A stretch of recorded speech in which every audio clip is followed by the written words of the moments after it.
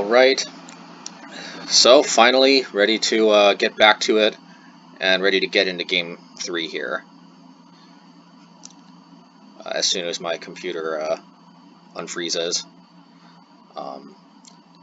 Hopefully it's going to come back soon. I'm not sure if on the footage the game screen can be seen yet, but on my side it's still frozen at waiting for opponent to join 22. Yeah, seems to be a Moto issue because the rest of my computer actually is fine, but Moto seems to be frozen.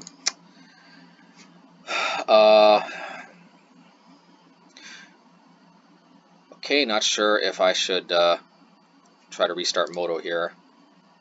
I think I may have to.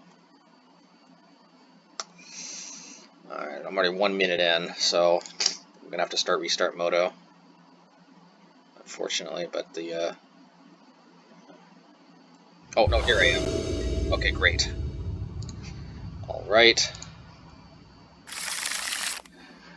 Okay. So, to keep or not to keep, you know, this is one of the reasons why I like Chalice of the Void. I think this hand is actually keepable, simply because Chalice of the Void is pretty powerful in a lot of matchups, and even in the matchups it isn't, getting an early Chalice can still do a lot of work. Even in matchups where I might end up boarding it out, having it early can still make it worth it. One of the only reasons why Chalice is not always ideal in every matchup, though, is when Chalice isn't good exactly on turn 2, it can be a liability sometimes. But if I could guarantee having Chalice, and for that matter only one Chalice, at the on turn 2, in almost any matchup, there's very few matchups where I actually wouldn't want to have exactly one Chalice on turn 2. So that's my logic in keeping this. And the good news is if this is Living End, Chalice may just be a game-winning card, but it does look like it's Death Shadow. Okay, so they are probably going to take Chalice, which is unfortunate because now suddenly this hand is pretty bad.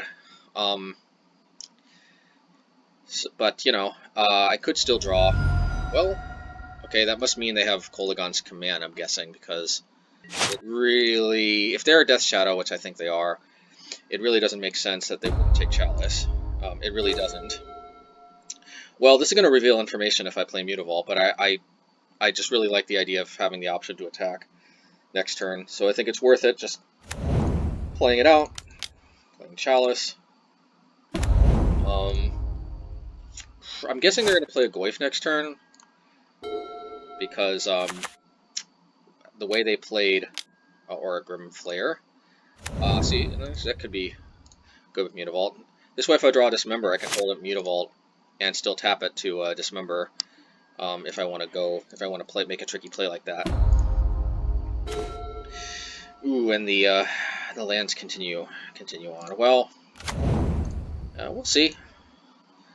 Good thing we drew that Mutavault, though, because Grimflayer, I think it's really best if Grimflayer doesn't connect, if possible. So I'm guessing they have red available, and I'm guessing they Kolaghan's Command. Or, maybe they have Assassin's Trophy. Either way, it looks like Kolaghan's Command. Either way, it doesn't look particularly good for us right here. Or Brook Decay. Alright, well, I wonder if they're playing Lightning Bolt, which is a little unusual. Seal of Fire. Alrighty. Well. Yeah. Well, the good news is we do have best 2 out of 3. Really don't think we're winning this one. Yeah, see, look at that value. Would have been best if Grimflayer couldn't connect. Okay. Well, that helps. I'm going to play the other Castle of Antris just to conceal information so the opponent knows or doesn't know exactly what we have in hand. I think I'm going to fire off the Dismember right now. I see an uptick in people playing Mutagenic Growth. This might be a mistake, but as you can see, there's no real tricks we can do anyway. You know, not exactly sure what they could play that could punish this, but could play around main deck Veil of Summer, could play around Vines of Vastwood. I don't know why they'd be main decking it, but bottom line is they'd probably be attacking here anyway, and we would be playing it, and we'd just be exposing ourselves to some type of blowout, which is unlikely, but, you know, not exactly a lot of upside to waiting anyway. Luris, okay. Well, hopefully they just go for Luris instead of waiting. Realistically, we're probably... Oh, I guess they got Vicious Novel, never mind. Yeah, so I guess we gotta just run and Dismember, like, right now. Otherwise, the game's kind of spiraling out of control here.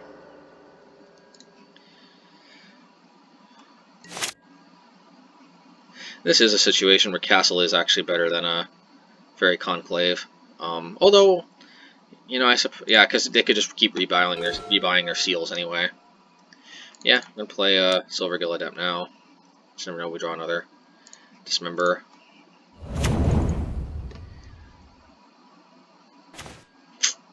Well, if they attack with Luris, I can bounce it.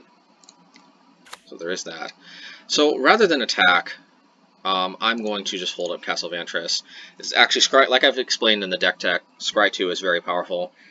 This game is probably a lost cause, but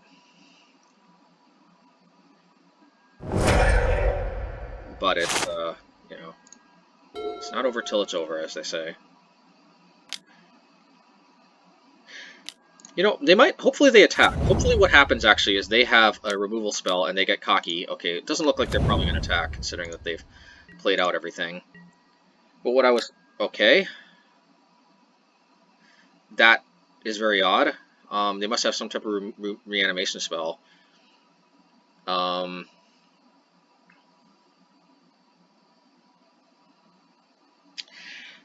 Well, the Mutavault's going to be pretty hard to keep leaving up mana for, so what I'm going to do is I'm going to block with Mutavault,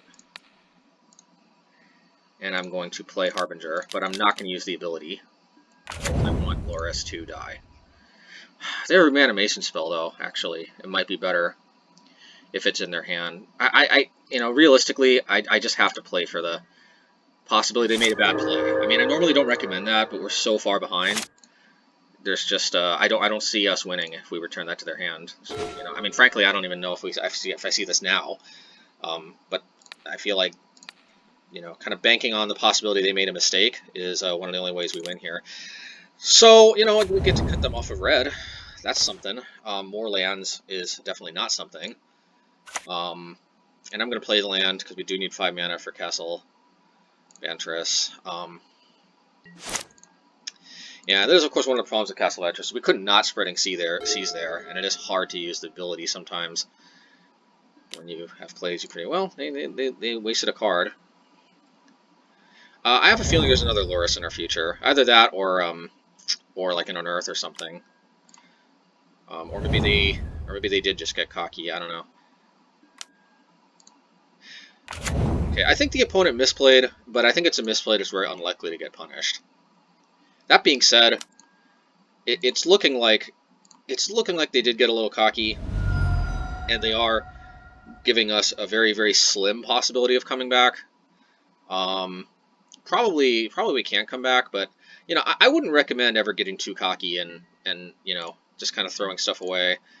Value engines especially, just because it looks like the rest of your hand can still win. Well, unfortunately we can't punish the misplay here, but well, let's see. Chalice is pretty good for the most part, but they do have answers. Even Chalice on 0 actually has merit in these Loris builds.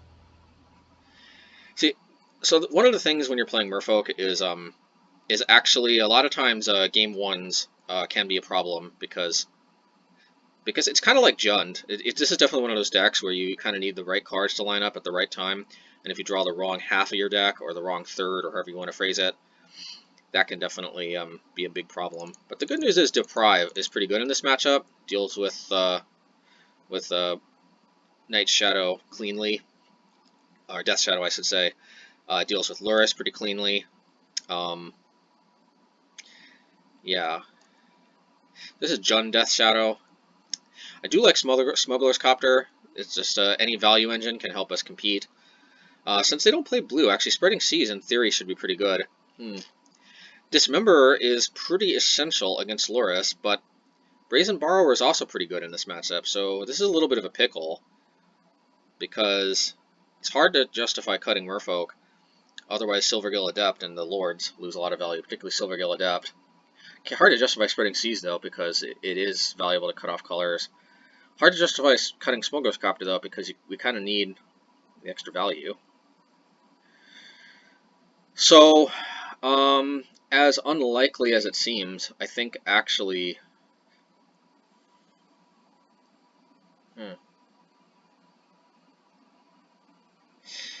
Believe it or not, I don't think Aether Vial is actually going to be doing that much in this matchup. It seems strange to cut Aether Vial, but also it's dead if I draw it later under Chalice. And this is more of an attrition matchup, so I actually think, you know, this could definitely be wrong, but I think cutting Aether Vial, I have done this in the past. I want to bring in Relics too, to be honest, because they do help deal with Goyf and keep Grim Flare smaller. I just don't think I can justify making any more cuts. And it is cut off by Chalice too. And believe it or not, I do like Chalice. I do. Not everybody agrees with this approach in Death Shadow, but if there ever was a deck that does get hit a lot by Chalice, and also, you know, Death Shadow can't come online typically until turn 3 or later. So the good news is Chalice is almost always live, and you know that is the biggest problem in my opinion with Chalice, is when it's not always live, when they don't either play enough 1-drops where, like, if you draw it late they might not draw another 1-drop for the rest of the game, or the 1-drops might not be high impact enough for it to really matter that you were down a card to stop them. But since Death Shadow is both almost guaranteed hit if you have Chalice early, and it's almost always definitely worth it to counter later on, I just yeah, and I'm gonna submit. Hopefully me talking hasn't resulted in it's not registering. The good news is it looks like it did register. So we will take the play, and I will keep. And this is where cutting Aether Vial may actually pay dividends, because in this attrition matchup, this is a pretty gassy hand, and that's what I like. Now, one thing that maybe I should have given a little more consideration to is that cutting Aether Vial does make Deprive a lot worse, because it's very hard to keep 2 mana open without Aether Vial. That being said, the game also typically gets kind of long in this matchup, so Deprive is still likely to I'm still likely to get value to Deprive. It definitely gets worse quite a bit if you don't have Aether Vial, but you're not guaranteed to have Aether Vial anyway. And this will definitely make late game Aether Vials a lot not a thing too. So overall, I think this was the right decision, and you know, we'll see if I get punished. I don't think any of these cards would have been Aether Vial. I suppose you could consider the Deprive as where the Aether Vial would have been, but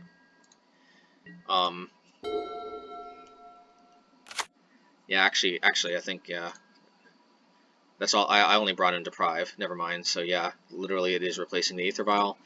I mean, we'll see. I'm not so sure Aether Vial would have done that much in this matchup. Anyway.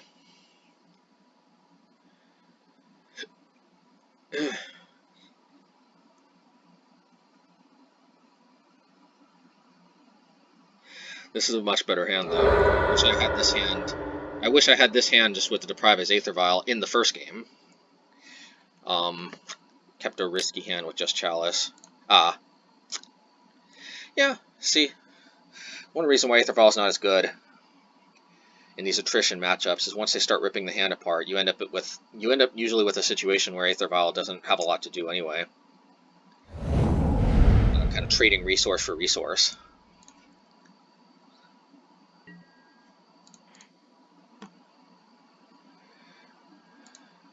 Yeah, okay, I'm going to play Mutavault. It's just good at attacking Planeswalkers. You know, I got something to do with colorless anyway.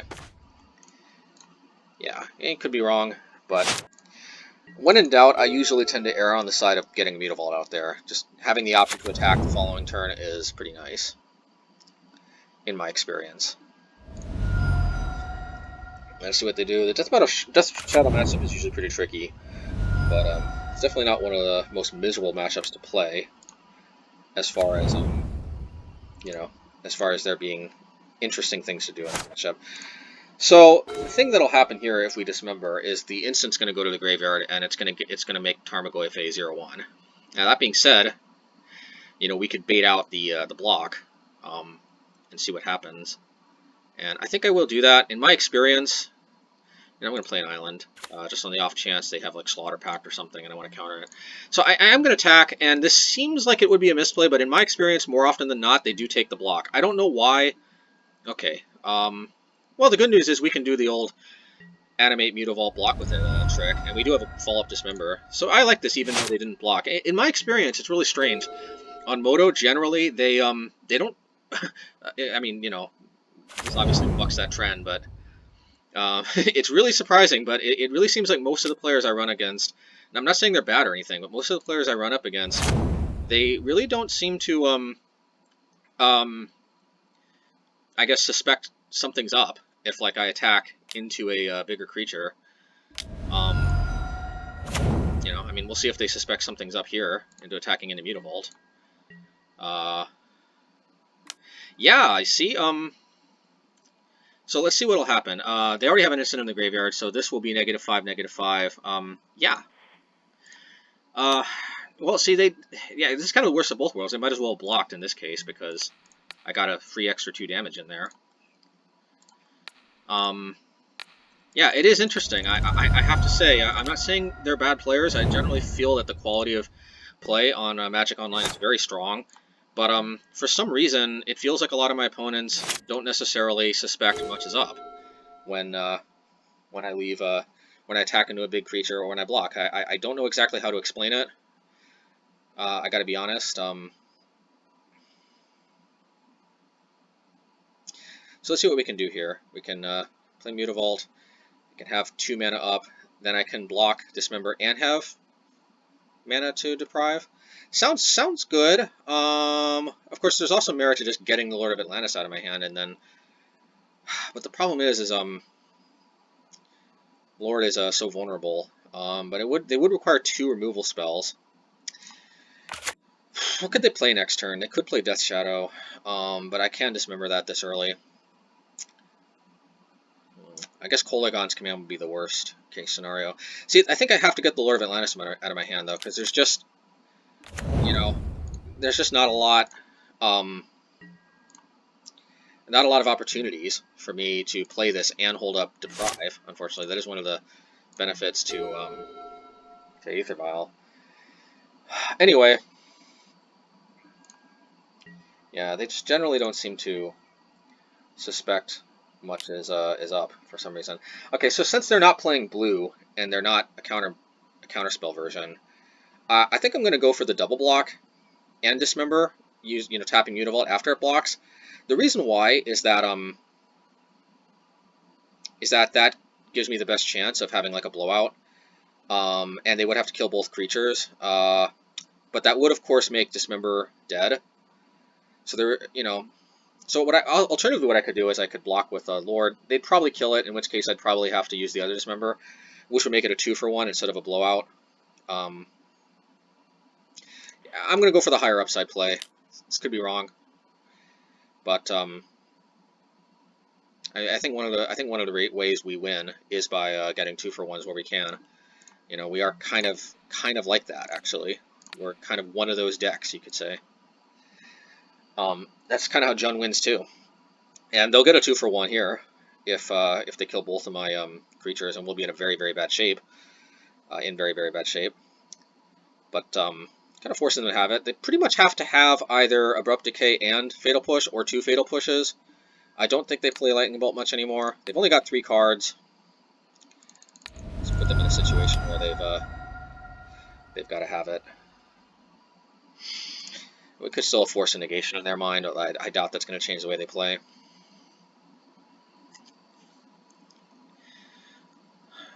Okay, so they might have it. They are kind of removal.deck. Even if we did the other play of holding up Deprive, it still would have been the same thing, I think. Okay. Well, they could still kill it. Nope. Interesting. Yeah, I must say, I can't help but feel that the opponent has been a little too aggressive. They had a lot of power in play, and not necessarily, they weren't, I don't feel they were necessarily in a lot of rush to have to attack right then. You know, I could be wrong, but I put them in a situation where if I had one more Dismember, that could be a big problem. So,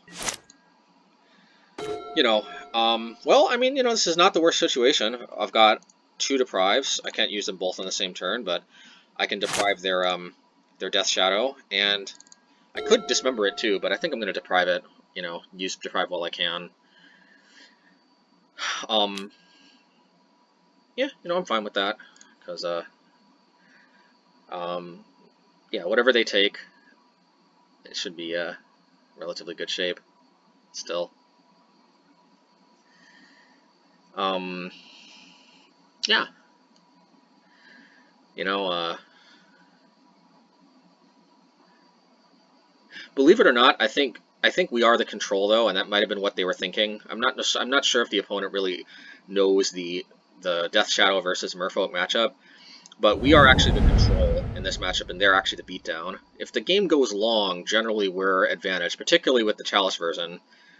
But we definitely are very susceptible to getting rushed out early on.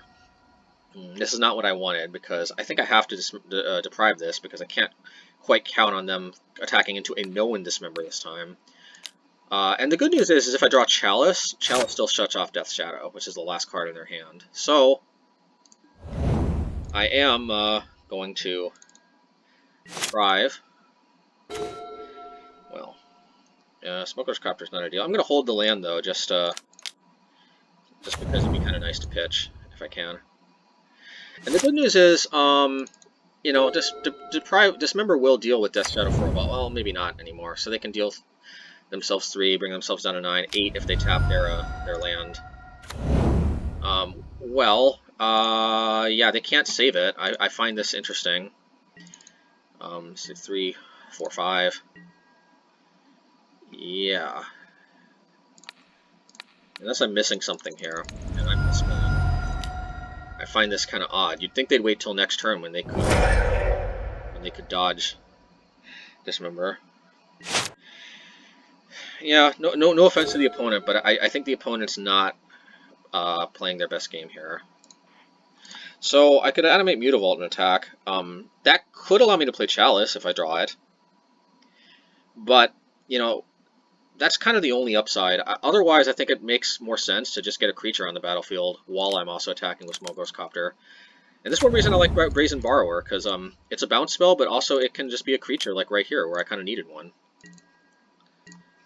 And good thing I kept that land in my hand, because I do really want to draw more gas. Well, you know, what can you do? At least I got something to pitch next turn, so there's that. All it really takes for the opponent is to draw one more Death Shadow, and then things get tricky again. But they are looking at potentially lethal next turn if I draw any creature, because I can use that to tap for Smuggler Copter. Otherwise, it's only 6 at most. It'll probably end up being 5 if they have no creature, and I don't draw one though, because having the well, actually, I guess it's the same. It'll be 6, actually, never mind. It'll be the same whether I use the Mutavault to crew the Smuggler's Copter or whether I just attack with it. Either way, it's tapping 2 mana, so it'll probably be 6. It could be just 3, though, actually. It'll be based on what I draw. There is definitely merit to just attacking for 3 to keep the mana open. But we shall see. Hopefully we draw a creature, and hopefully they don't, and then that makes everything quite easy. Brazen Borrower is, of course, very nice here, because it flies, and they don't play flyers. And they need to keep up a fetch land or a strategically timed crack of a Horizon land in order to turn on Revolt for Fatal Push. And not unless they are playing Plague Engineer, which they might. Not necessarily a lot of ways to punish the fact that this is 1 toughness. But if they do name it, of course, my Merfolk still are more powerful. Something to keep in mind, actually, I think, if you're facing Merfolk and they're playing Brazen Borrower, I actually think it is correct usually to name Fairy if there's a Brazen Borrower. It's just good value. And even though it may not necessarily get a lot of value, while for the rest of the time it's in play, I think getting a clean 2 for 1, no matter what happens, is usually better. But as lots of things, it's probably context dependent.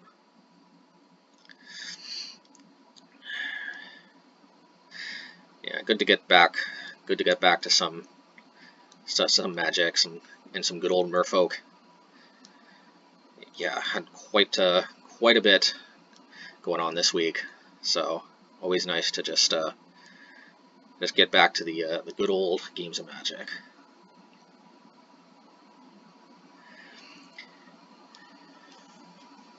An opponent is taking a little while. There was some discussion, I remember, on Twitter that happened about. I remember Nikachu and Yamakiller tweeted about one of the frustrations with opponents who take a while. I'm not frustrated per se right now, but maybe one of the reasons why is because I guess I have an audience to talk to, so that's nice. But if you're just sort of thinking to yourself, it can be a little frustrating, just waiting for the opponent to do something. Okay, I wonder what this means. Okay, so that means I wanted to crack before they fetched. Yeah, okay. I think that's a good sign.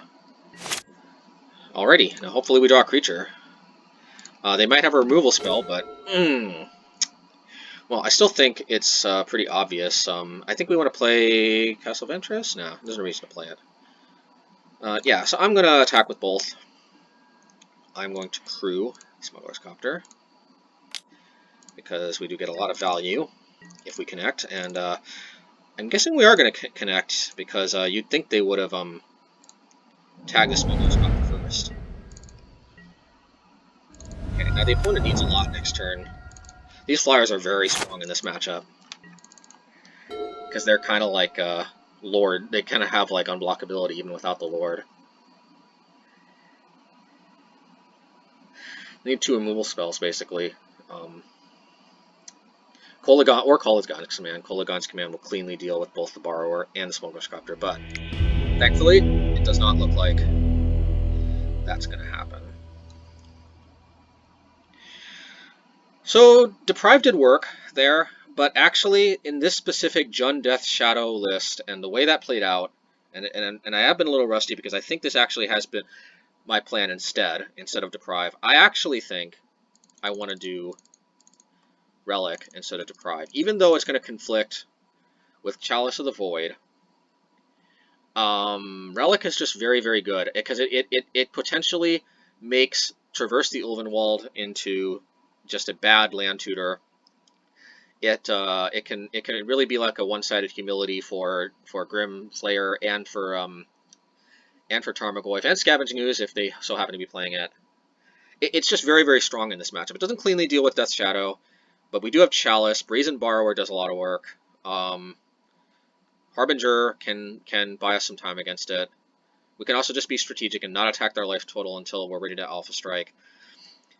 I am going to play Relic instead of Aether Vial and instead of Deprive. I think actually this is how I've done it in the past, and I just kind of forgot. I like this. Grixis Death Shadow is more common, and that's where you want Deprive instead, because they're much less susceptible to graveyard hate. They can get down a Gerbang Angler before you can have a good opportunity to pop the Relic.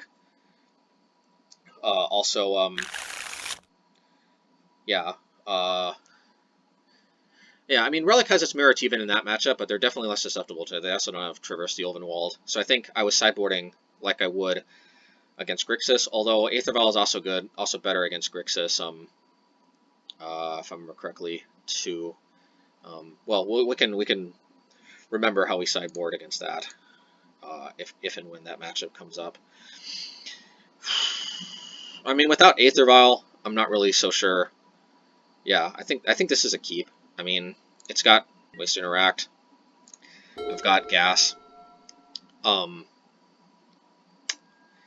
we'll see how this goes. You know, I could get kind of mana choked, but I think the way this matchup gets lost is more often not having anything to do, like having the resources get depleted, rather than having too many things to do and getting choked on mana and not being able to play them all.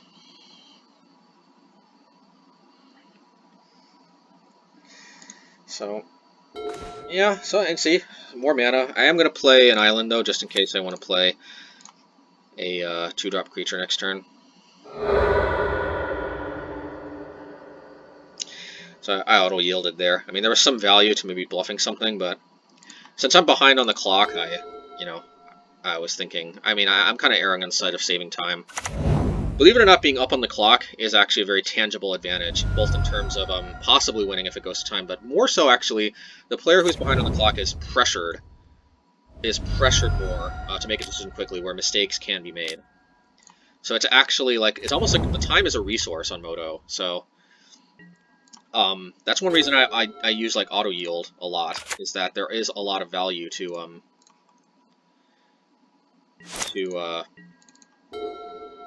yeah, being ahead on the clock, and one way you do that is by auto yielding more than your opponent. So going for the end of turn Brazen Borrower, you know, I could have played a Lord there, but I feel like it probably would have just died to a removal spell, and this way I can be a little more on par tempo-wise with the opponent, maybe even ahead on tempo. Oh, they might kill their own creature in response. Oh, well. Well, the good news is we can play Harbinger now and get value off of it. Veil of Summer is obnoxious, though. It's frustrating because I feel like they printed Veil to deal with decks that are objectively more oppressive than Merfolk, and it's just frustrating that you know, maybe it's just biased, but I feel like we're a very fair blue deck. Doesn't deserve to be veiled. You know, nobody feels like they deserve Veil, but I think objectively speaking, probably Wizards did not intend for for Merfolk to be the deck getting veiled. Could be wrong about that, but something tells me that's it. That's the situation. Well, assuming my hand is what it is next turn, I've got two options. I can hold up Harbinger to maybe bounce at end of turn, because I'm sure they'll attack. Or I can play two Lords. Playing two Lords is more mana efficient, because they'll still probably attack. I'll have to take 4, but that way I can use my mana more efficiently. So I think that's what it's going to be. You know, I'm not feeling this game too much, unfortunately. I actually think Chalice would still be pretty sweet, just because... I mean, it shuts off Veil of Summer, which is nice. And we'll see. Drawing that extra land hurt, though.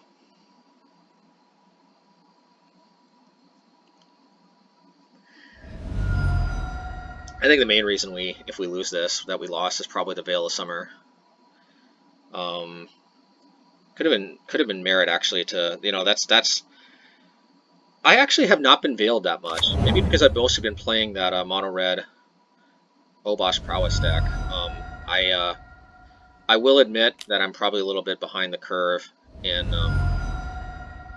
the Veil of Summer game, because I didn't quite. I think I did mention that as one merit to doing something earlier before with Dismembering, but yeah, definitely Veil of Summer is something that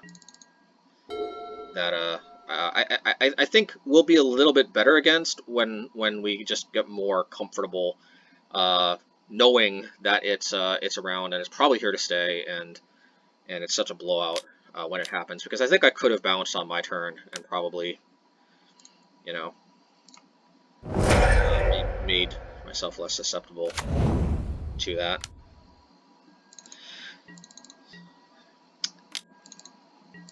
Yeah, this is definitely where I wish the Harbingers were Tricksters, because Trickster is much better against Tarmogoyf. Okay. They got 3 black sources and 4 green. Their weakest link is red, so I think cutting off red is a good idea, and I think cutting off the red-black land makes the most sense, because that will reduce them to only 2 black sources and only 1 red source. It's almost the same thing, though. But I still think this is better, because yeah, I mean, it's basically the same thing. But I think I'm going to play the Mutavault. Actually, I don't have anything for 1 blue, so I actually don't think it makes a difference. So let's see what we draw. And the good news is I think they would have Veiled if they had it. You know, I can take another hit from Tarmogoyf, and I think I will, because I think there's just a lot of value to playing Chalice here. If they are strategically holding another Veil to prevent Tarmogoyf from being bounced, the Chalice is going to do a lot of work. Thankfully, they did blow the Kolaghan's command earlier. Hopefully, they don't have another one. Hopefully, they don't have an Abrupt Decay. You know, they do have answers to it, but I mean, you know, if this was a Lord, whatever they'd answer Chalice with, they'd answer the Lord with. But if Chalice goes unanswered, unlike a Lord here, it's probably going to run away with the game. Or, I shouldn't say probably, but it has the potential to run away with the game.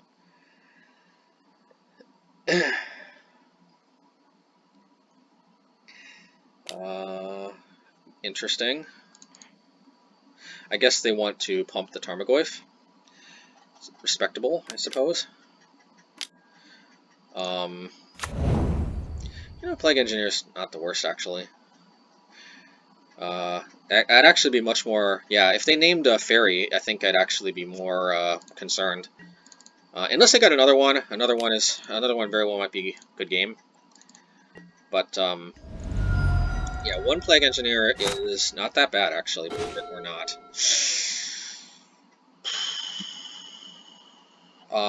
So it's a little tilting. If only just one of these lands was Castle Vantress, I think we wouldn't be in that bad shape, because we could start digging for action. I mean, there's merit to holding this for Smuggler's Copter. So both of my creatures are 1/1s, which is a big problem. If I wait, I could take both and go down to 2, but then Dismember's offline.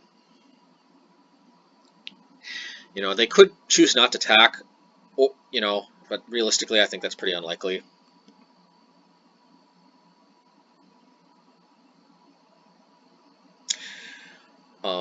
I'm going to wait, and I'm going to wait solely because I've got Veil turned off with Chalice. If I did not have Chalice, I would probably just play it out, obviously, but you just never know. I actually think it probably is even better for us if they don't attack. So there's just not a lot of ways we get punished. Okay, and so now we have the option to double block Plague Engineer, which doesn't seem ideal. It doesn't seem ideal at all.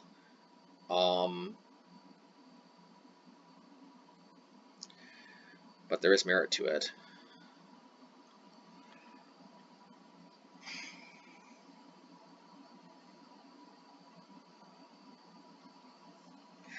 Well, how about this? Let's, well, actually we can't double block, never mind. We need 6 mana to do that. Okay. So let's just play out the Harbinger, see what the opponent does.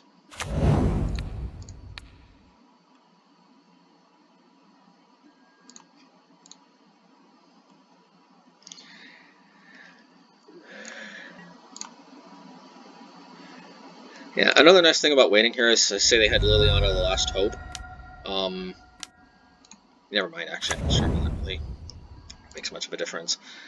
So if we have a Lord, you know, maybe we go for a Hail Mary. So, getting a little demoralized here, not gonna lie, but, you know, at least we have a play, I think, to double block the Plague Engineer. Getting kind of hopeless, but at least that way we take something down with us, because, like, I don't know, just chump blocking seems a little sketchy. Then again, that does make Dismember live if I chump block.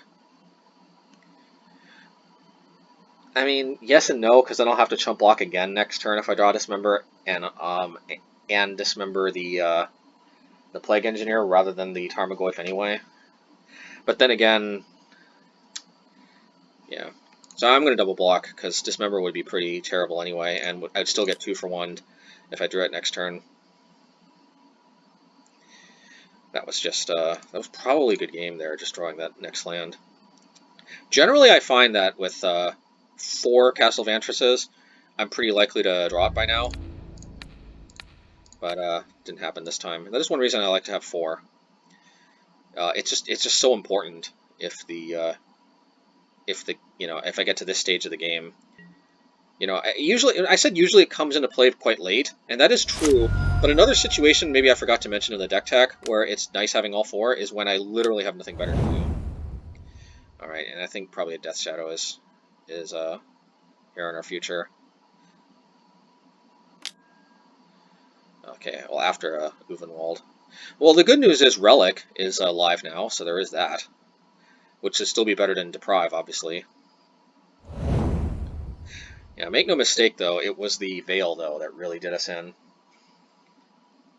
Who knows, if they didn't draw the card, maybe they wouldn't be able to make these plays right now. They'd be 1 turn behind and be going to make these turns. So I kind of feel like Veil is one of the main problems here.